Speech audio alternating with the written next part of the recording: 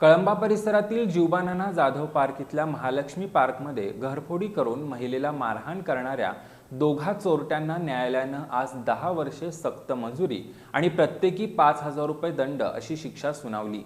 सुनील शिंदे आणि रामलू चव्हाण अशी या शिक्षा झालेल्या चोरट्यांची नावे असून चोरीचा हा प्रकार 2019 मध्ये घडला होता। कोल्हापुरातील कळंबा परिसरातील जीवबानाना जाधव पार्क इथल्या महालक्ष्मी पार्कमध्ये नंदिनी सिद्धेश वाकुडे त्यांच्या कुटुंबियांसह राहतात। 10 ऑक्टोबर 2019 रोजी रात्री नंदिनी वाकुडे आणि त्यांची 2 मुलं त्यांच्या घरात झोपली होती। या दरम्यान मध्यरात्रीच्या सुमाराला 2 चोरट्यांनी नंदिनी वाकुडे यांच्या घराच्या खिडकीतून हात घालून काठीनं आतील कडी काढून घरात प्रवेश केला होता। त्यावेळी तिसरा चोरटा या घराबाहेर पाळत ठेवून थांबला होता।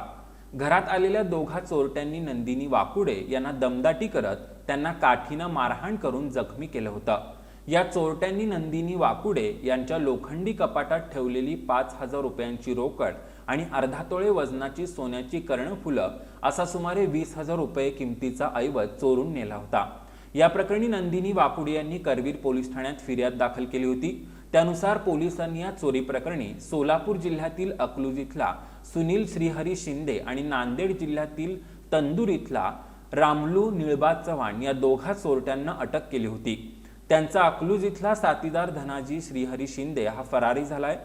सुनील शिंदे आणि रामलू चव्हाण या दोघा चोरट्यांना अटक करून पोलिसांनी न्यायालयात दोषारोपपत्र दाखल केलं होतं। या खटल्याची सुनावणी जिल्हा सत्र न्यायाधीश श्रीमती आर.व्ही. अदोने यांच्या न्यायालयात पूर्ण झाली। सरकार पक्षाच्या वतीनं अतिरिक्त सरकारी वकील ॲडव्होकेट ए.एस. पटेल यांनी काम पाहिलं।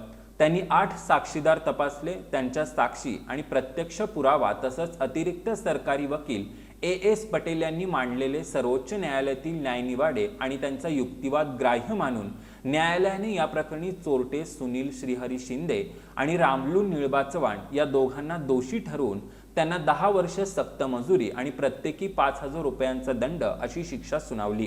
या दोघांनी जमा केलेल्या दंडातील रकमेपैकी 7,000 रुपये फिर्यादी महिलेला भरपाई म्हणून देण्याचा आदेशही न्यायालयाने दिलाय।